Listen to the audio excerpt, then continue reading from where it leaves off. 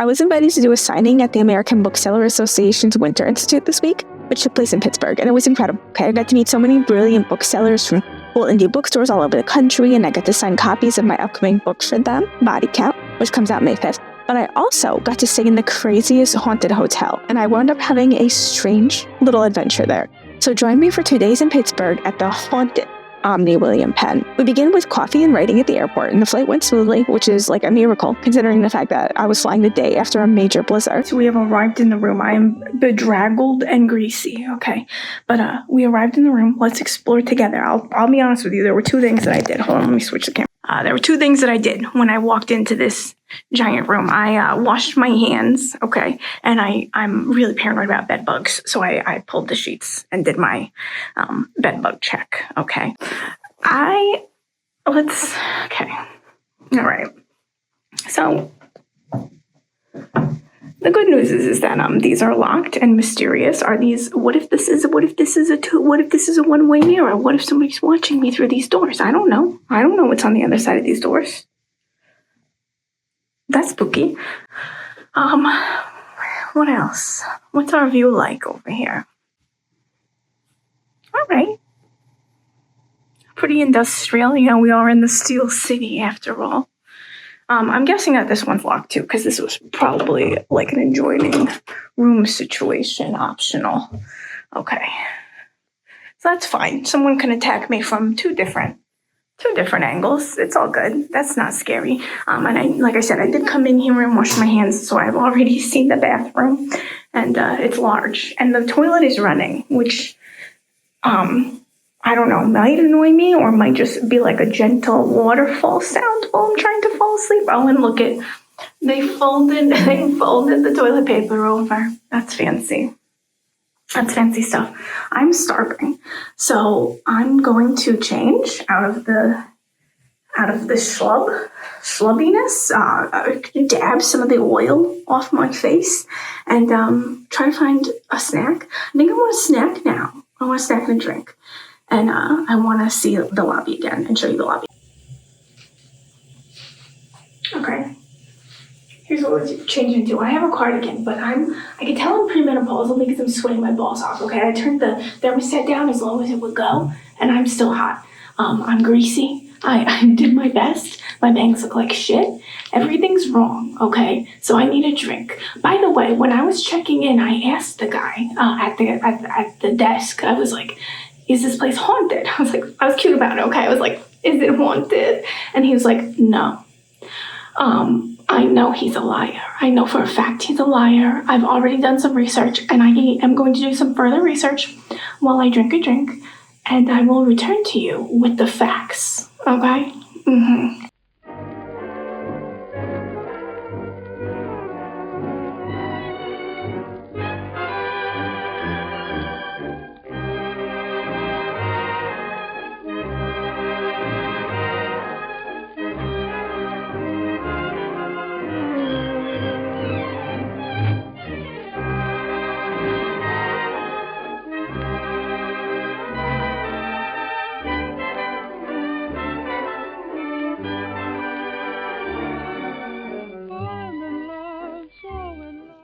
Okay, here we go, baby. I have done my research, and I know for a fact that this place is haunted, okay? So let me tell you about Henry Clay Frick, okay? Frickin' Frick. He's the guy who built this place. And I'm probably going to get visited by him because I'm about to shit talk the man who allegedly is haunting the halls of this building. But once you hear the story, you're going to understand that I had no choice, okay? I ain't afraid of no ghost, and especially not the ghost of a capitalist pig. The Henry Frick story is a true American tale, right? He was born in 1849 in West Overton, Pennsylvania. His father was a failed businessman. So when Henry was 21, he vowed that he would be a millionaire by the time he turned 30. Now, you may know plenty of wastoid wannabe alpha bros who tweeted out the same promise on X.com, okay? But unfortunately for the world, Henry kept to his word. So he began building his fortune in coke. Not that kind of coke.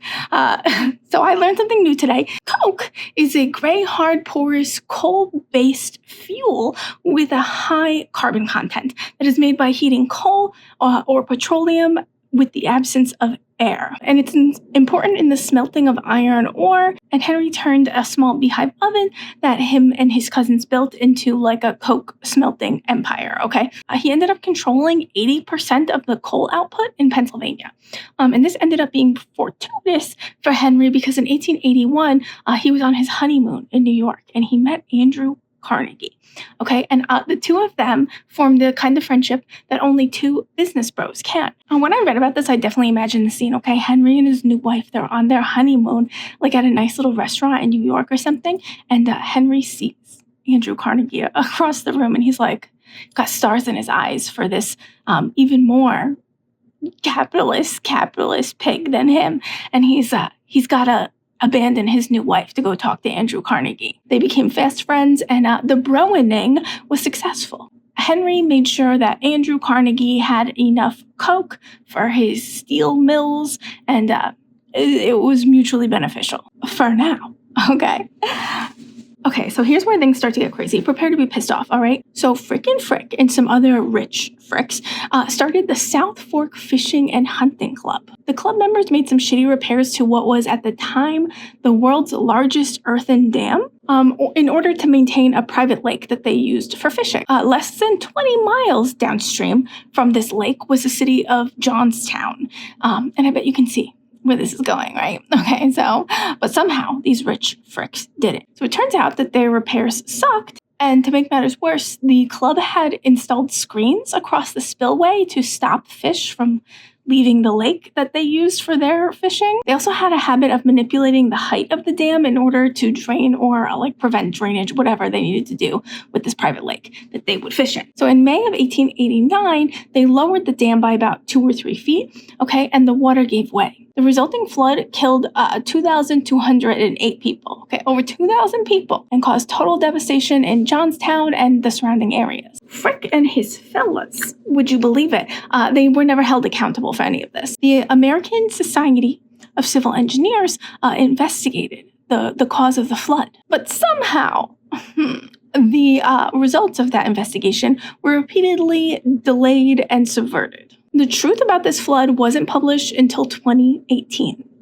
The time that it happened, Frick and his compatriots never spoke publicly about the flood or about their little hunting club, okay? It ceased to exist. So they were able to fend off all lawsuits that might have placed the blame on them. But wait, we're not done with Frick's evil deeds. In 1892, there was a labor strike at the Carnegie Steel Company. Striking workers had locked the company's staff out of the plant. Now, this might shock you, but Frick was staunchly anti-union. And when Carnegie left him in charge of dealing with this uprising from the workers, he hired a bunch of Pinkertons to come in, heavily armed. 10 men were killed and 70 were injured, but ultimately, it was the Pinkertons who surrendered. The Pinkertons surrendered and fled, and it left the worker uprising unquelled. So Frick contacted the governor, and the governor sent 8,000 armed militiamen from the state, and they managed to simmer down what was going on at the plant. But the spectacle that this created made Frick super unpopular, and it also reflected poorly on Andrew Carnegie, which really pissed Carnegie off. So he severed his friendship with Frick, which is kind of what led to the building of this hotel, because Frick was so butthurt over his boy stopped being friends with him that he, Andrew Carnegie apparently at the time had the grandest hotel in Pittsburgh, and he was like, well, I'm going to build an even better hotel, and that's what made him build this. But we're getting ahead of ourselves. We're not there yet. See, we're still in the 1890s because Frick became so unpopular because of the violent union-busting tactics that there was an assassination attempt against him. So in 1892, a gallant anarchist named Alexander Berkman tried to rid the world of this scumbag. So he entered Frick's office armed with a revolver and a sharpened steel file, a shank. So Frick stood up from his chair when the guy came in, and Berkman shot him, and the first shot grazed his earlobe.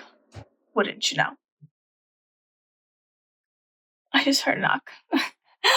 But the second went into his neck. So it went through his neck at the base of his skull, and it lodged in his back. As Frick fell, I'm hearing noises right now. I want you to know that.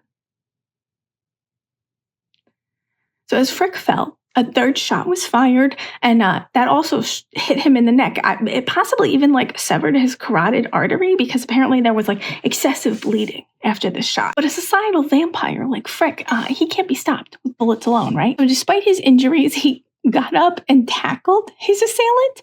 And at this point, Berkman stabbed him 4 times with that little like shank that he had. Finally, Berkman was subdued by Frick's office employees. Anyway, Frick was back to work within a week because like he's motherfucking Jason Voorhees of capitalism. Are you ready for this? Frick's attempted assassination garnered so much public sympathy for him that any like remaining uprising that was happening in any of the factories was quelled because the public support was no longer with the workers. It was with this poor rich man who someone almost killed. Anyway, it's always the same shit, okay? I'm so sick of history just doing gritty reboots over and over again. Can she have an original idea, please? Anyway, Frick almost died another time after this because he had tickets booked on the Titanic, okay? But then his wife, she hurt her leg in Italy. And so they didn't get on the Titanic and he didn't die. Although he probably wouldn't have died on the Titanic. He probably would have had like a whole lifeboat. The lifeboats were meant for 60 people. I bet he had a whole lifeboat to himself. So Carnegie won't be friends with him anymore. So he builds his hotel in 1916 to make his ex-BFF jealous. But just 3 short years later, mortality finally caught up with him and he died of a heart attack. He was 69 years old. And he went the way of all these motherfuckers whose vast fortunes can do everything but make them immortal. Death, the great equalizer. So one of the ghosts that people see here is Frick himself, and I feel like I'm probably going to see him thanks to that rant. That's not the only reputed haunting, okay? So in 1922, a traveling salesman named Michael York shot himself in his room here. His ghost is said to roam the halls, and in particular is thought to like mess with the elevators. You'll be on the elevator and the doors will open like on a random floor, and there's no one there, or you see like a figure turning the corner at the end of the hall. And then sometimes people report that the doors open and there's a man standing there with a bowler hat, but when he turns to face the elevator, you can't see his face. It's just like smoke or shadow. There was also an author named Ruth Harkness who died at the hotel. She died of complications of alcoholism in her room. And the ghosts associated with Ruth is actually really interesting because it's not of Ruth herself. She was infamous for owning a pet panda. So the ghost that's seen that's associated with Ruth is a panda wandering the halls. Is it the ghost of her pet panda looking for her, or does like her ghost manifest as a panda? Because that was like what was super important to her. I don't know. But I would love to see the panda in the halls. I feel like that would be a really trippy sight. A panda in the halls of a hotel in Pittsburgh. I would love to see that. Another report is in regards to a murder that happened in the hotel in the 1970s. 2 male workers who were reportedly friends. They got into an argument one day over a woman that they both loved. It's typical. And one of them shot the other. And ever since, there's been reports of 2 men arguing in the corridors. That just sounds like, a residual haunting, like it's just like the memory replaying over and over. There's also reports of like phantom children playing in the halls, but the one that really fascinates me the most is that there's a woman in white, okay? And she's just your classic woman in white. She's just a figure in a white dress with a long veil, but no one knows who she could be. Of all the ghosts reported, she's like the most mysterious, and I kind of want to see her the most. I don't know. The panda bear would be sick, but I love a woman in white. I absolutely love a woman in white. I would love to see her. So yeah, those are the ghosts. I just Uber Eats some. I was really sad because I really wanted to eat Apteka, and that's the vegan Polish place, but they're closed until Thursday, so they're not even going to be open while I'm here. So I ordered vegan cheesy breadsticks and a vegan calzone from another place that I forget the name of. I'll put it here. So I'm going to eat those. I'm going to drink my wine. And then I think I'm going to wander some more. Hopefully the lobby and like everything will be like a little bit quieter and I'll be able to really, really listen for any kind of strange activity. All right? Now a word from our sponsor. Body Count, my second book, which is coming out May 5th, and is the reason why I got to go on this trip. It's about a girl named Sunday Valentine who met the ghost of a drowned doo-wop singer at the bottom motel pool in Wildwood when she was a kid, and he gave her 3 wishes but didn't mention that each wish has a deadly price. The thing is, she accidentally illegally blonded her way out of paying that price, and he's been pissed off ever since. Now it's prom weekend, and all of Sunday's friends are going to Wildwood. She has no choice but to go with them or risk throwing the party circuit into total chaos. But it should be fine. The motel where she met Holly Jolly isn't even there anymore. But it doesn't matter. He's still in Wildwood, and he's been waiting for her. And this time, he's not gonna let her get away without paying with her life. Body Count is coming out May 5th in all formats, okay? Hardcover, ebook, audiobook, worldwide, everywhere books are sold. And if you're having fun on this adventure and you wanna go on more adventures, then pre-order my book so that I can keep writing more books. Okay, thanks. I love you so much. Bye. Before I go downstairs, I think I have to change, okay? Because I think it looks like I'm about to give birth to a calzone. It was delicious. I ate it all, and I want to go down and I'm gonna sit downstairs and write a little bit and observe, but I think I need to be in soft clothes when I do that. What I love most about not being home is that I can leave my hair ties. I can just leave my hair ties willy-nilly. I can just put them everywhere because my cat's not going to eat them. So I could just throw a hair tie where the fuck ever right now. By the way, if Henry Frick decides to come near me tonight, he's going to regret it because I have the worst garlic breath I think I've ever had in my life. I think I could taste it. It's coming out of my pores. I made a choice tonight, and nobody's going to want to be near me for the next 48 hours, and I regret all of the booksellers who have to talk to me tomorrow and take in my odor. Hopefully none of them are vampires. Let's go downstairs. Just by the touch of your hand, let me know you understand. Every day, everyone love me with a kiss. So nothing really that interesting happened down there. It was still really noisy. They still had the bar area open, so there's lots of people talking. So I couldn't really get the spooky, ghostly ambiance I was looking for. I'm really sick of having this greasy makeup on my face, so I'm gonna take a shower, get into some cozy PJs, even cozier than this. Now in bed, and I have forensic files on, okay? Am I gonna be visited a la Ebenezer Scrooge, but in reverse, by the ghost of unfettered corporate greed? We shall see. Hi, good morning. I did not, in fact, get visited by the ghosts of any capitalist pigs last night, or panda bears, or women in white. Any of your various spirits that are said to haunt this hotel did not see fit to grace me with their presence.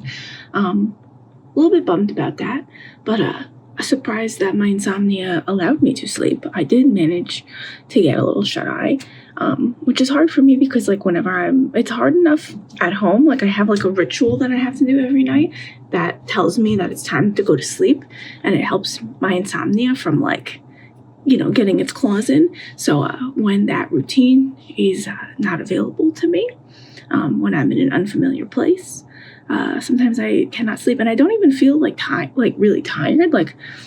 It just I just can't sleep. Okay, but I did. I slept. I put I could screencast on the TV, so I put on ocean wave sounds. Okay, because I had on the Twilight Zone, but there were too many commercials. If I could have just left on the Twilight Zone with no commercials, that would have been a good thing to fall asleep to, but there were too many commercials. Now I am going to go down to the lobby. There's a coffee place attached to the lobby. I'm going to get some coffee and do a little bit of writing. Just hair getting stuck in my lip gloss. I'm going to have coffee, do some writing, and then I'm going to come back up here and get ready for the reception tonight. Okay?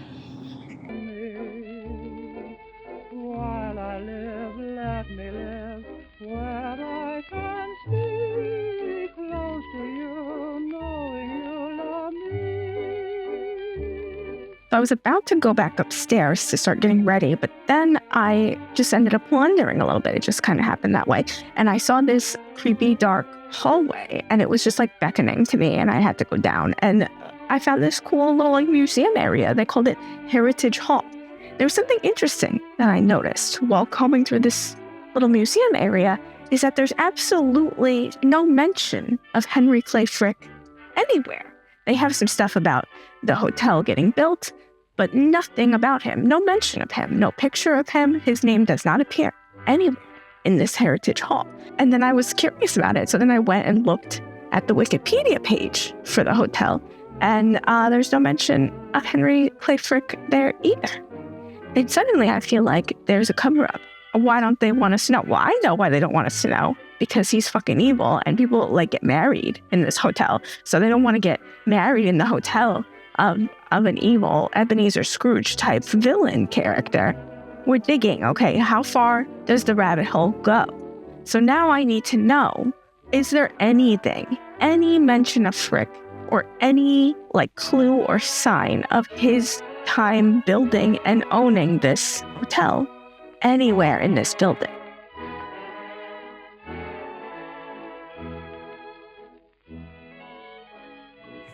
I'm almost ready, and it's way too early, okay? Don't have to leave until like 4:50. It's like 3 o'clock right now. I'm putting on my eyelashes. I'm always nervous.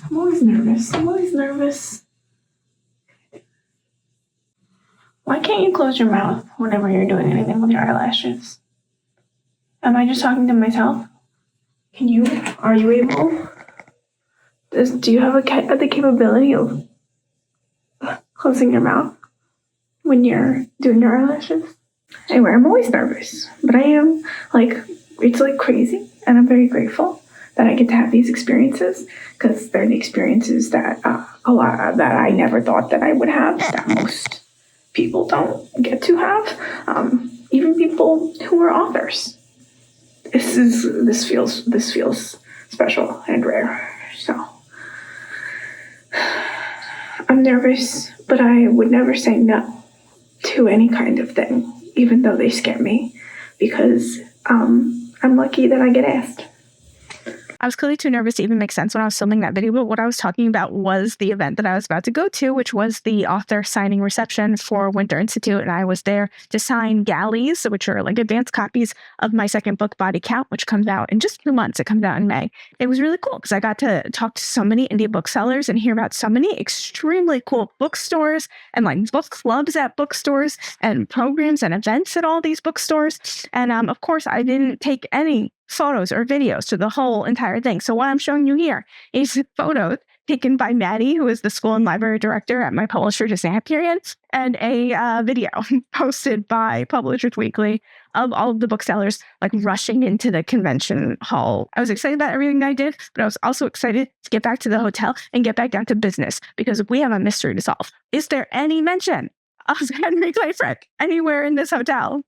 So here's what happened next. Me and Maddie went back to the hotel. We had dinner, and I told her all about this rabbit hole that I'd been down with Henry Clay Frick. And then she was down to clown. So we started exploring, okay? And we found some shit. We found this weird staircase where there was like a corner full of clothing. It looked like a crime scene. And at the top of the staircase, there's a locked door. And through the locked door, we see like the fucking back rooms. There's like a sealed off doorway. We can barely see anything. So then we go around on the other side, and we manage to get to half of the floor. But we keep finding these doors that are locked. All the doors are locked on these floors. But like you can see through the cracks, and there's an odd vibe about them. Like there's this one that had this like textured wall that looks like an office of some kind. And then that hallway that we couldn't get to, that looked like the back rooms, that was near the crime scene staircase. It was just like it was just a hall. Like you could see it through the crack that it was just that hall with nothing in it, and it's just locked. You can't get to it. And then we just kept going, and we found this weird staircase and this kind of like service elevator that led to another locked door. The vibes were weird.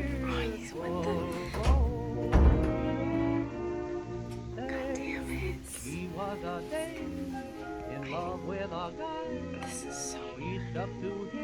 It's like the walls are like dirty. No one should ever come back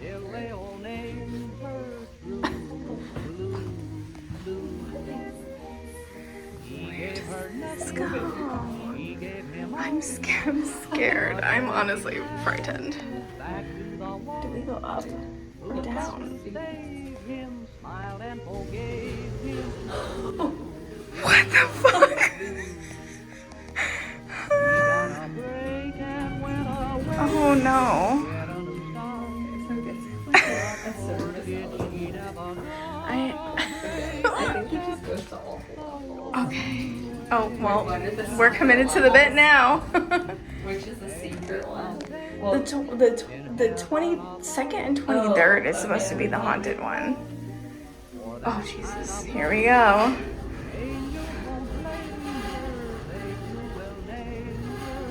I think this one's just gonna be a normal level. Yeah. Like the like really expensive suites are supposed to be like at the very top. Oh my god, my ears are popping. This is like really crazy. Well, we need to name them in our reviews. Oh. I'm scared. We're gonna get kicked out. What the fuck? Where the fuck are we? Oh my god. Wound up. What is this? Shit. Oh god. I guess this is just a normal floor, but why can't we go? Okay, I feel like it's moving. Me too. I'm Okay. We have to leave. Okay, we're out. It's fine. My ears are popped. I know. Okay, wait, where should we go back to the one we were on? I don't remember. Was it one? One. Yeah. Okay, here we go. We're going down. Ugh. This is so great. What happens if the doors stop and open? I know, we'll just be like, oh, we got lost. If it's a person.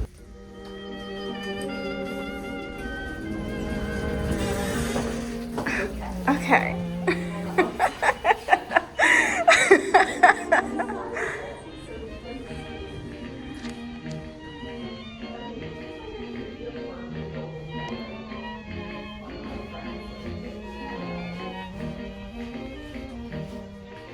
Oh yeah, this is definitely creepy apartment building vibes. Oh, what the fuck?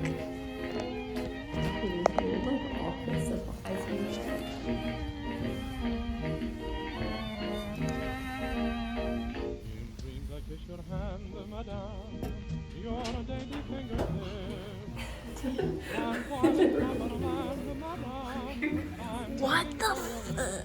Oh, it's breakers. Okay, we're not gonna mess with the breakers. Yeah, I promise. Out of service. Wow,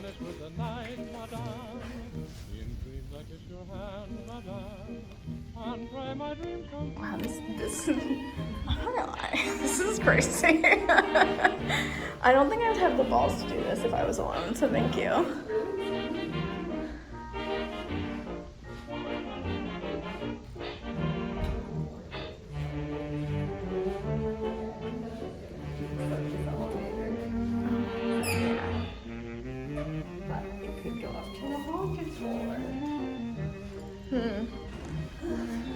I feel like the elevators are not going to let us into the haunted floor. The haunted floor.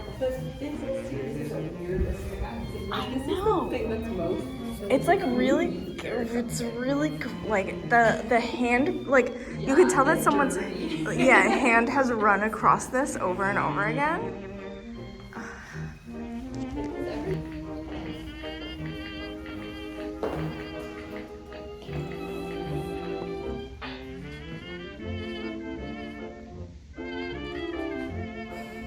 I think it'll show up.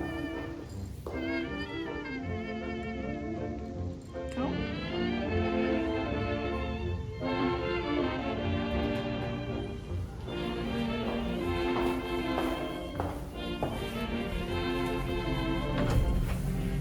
Okay, see, this one only goes to 17. Wow. Okay. This is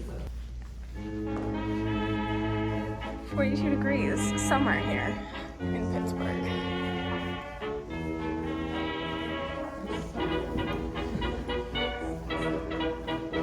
I've genuinely been texting people that I'm sweating. It's so hot.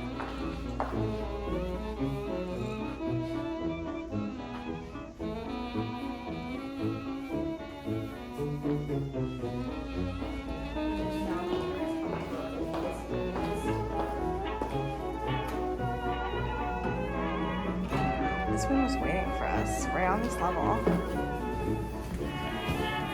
still also only 17. Okay, so that's crazy. There's so many more levels. Yeah. Should we go down? Yeah. Wait, what's the William Penn level? Is that where the Maybe museum? that's where the museum is. Because we had to go down to get to that place. Yeah. Help is on the way. Oh, okay, no, we have not been here.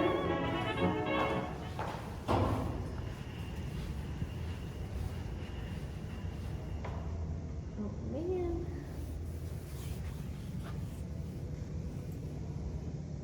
There are reports of the sounds of phantom parties in the ballroom.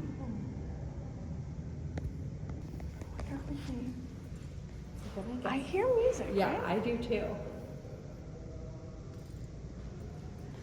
I wonder if I can see anything.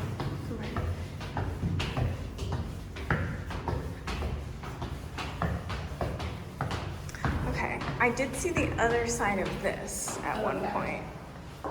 Yeah, because the museum side is over there. Okay, okay. Now I know where we are.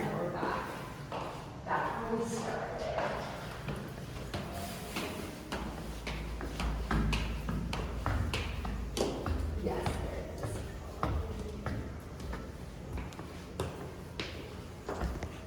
I just Uber Eats some Indian food because the restaurant in this hotel didn't have anything that I could eat except for lettuce. And I will probably change into something comfy and eventually go back down to the lobby and write. I'm gonna plan to be up like pretty much all night tonight because when am I ever gonna get to be here again? So after this, I was on the elevator on the way down, and the elevator stopped on floor 6, and the doors opened, and there was no one there. I started recording as soon as I realized that there was no one there, so you can see as the doors closed that there was no one standing there. Totally random floor. That just happened. At this point, it was pretty late in the night also, so that was strange. And the elevator stopping on random floors is one of the reports of the paranormal activity, usually associated with the man who had committed suicide in his hotel room, whose name was Michael York. And I did find some articles on newspaper.com about the suicide that are really strange, that say things like cause of suicide unknown and all this stuff. It's like, But I did try to figure out if he had been staying on floor 6 because I feel like that would have been really compelling, but I wasn't able to figure out like what room he had been staying in or what floor.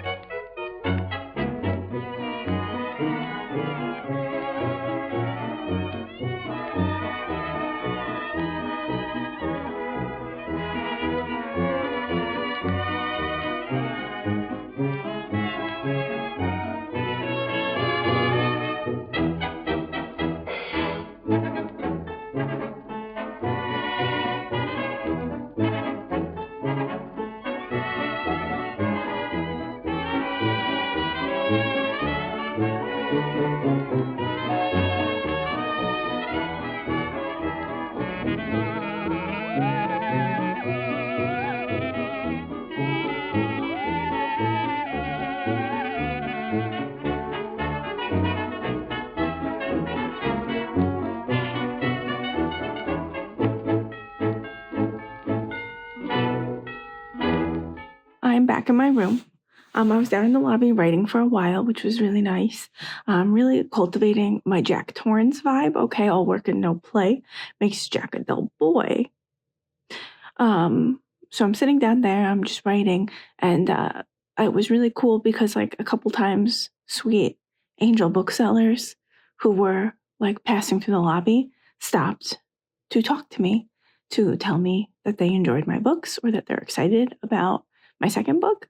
So that was really special and cool and very motivating as I do a final read on stuff that I'm about to send to my agent to hopefully go on submission.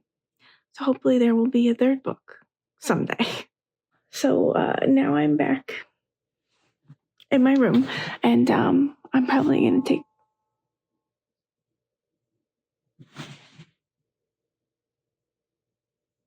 I just heard a really weird sound.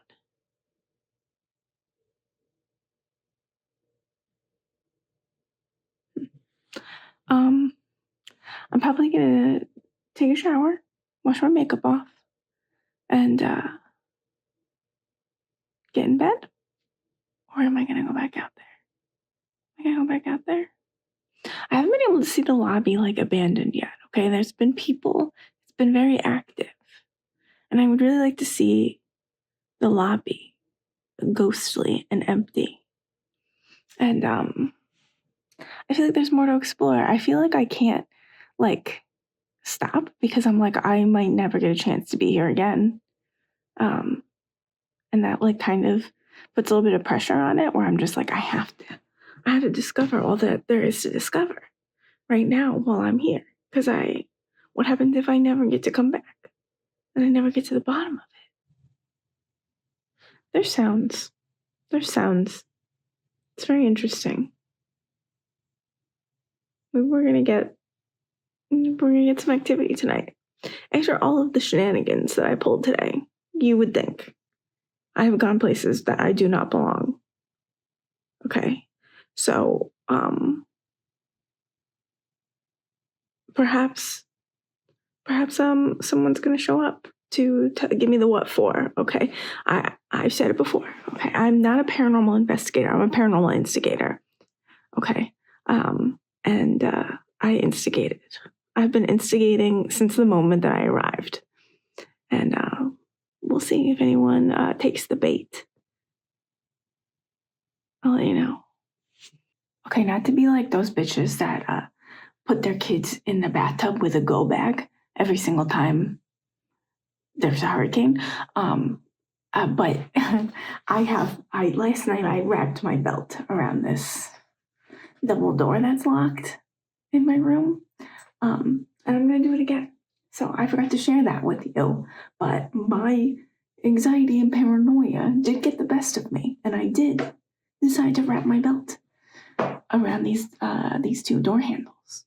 Okay, so we're doing that again.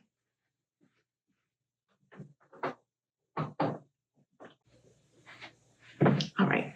I don't know if you've seen those videos where like they're like, here's what I do when I get into a hotel room, and they have like all these little contraptions and stuff that they like strap to the doors, and they're like, I have to do this as a woman traveling alone and all this stuff. And I'm like, listen, you don't gotta tell me about the kind of things that we need to do to stay safe as women in the world, but like I'm not gonna bring 20 different contraptions with me to like stick it all over the doors and like throw out like you're like a Kevin McAllister over here. Okay, you're booby trapping your hotel room. It's crazy. Like, go to therapy. Okay, get some help. All right, but also this is what I've done. I did do.